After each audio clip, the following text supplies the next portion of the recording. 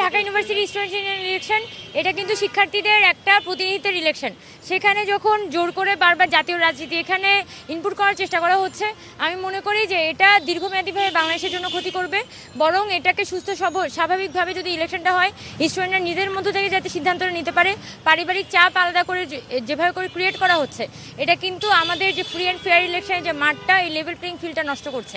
আমরা শুধু এটাই বলবো যে এখানে বর্তমানে যে ছাত্র সংসদ ইলেকশনটি হচ্ছে সেটার ব্যাপারে আমাদের রাজনৈতিক সংগঠনগুলোর হস্তক্ষেপ আমাদের বন্ধ করতে হবে।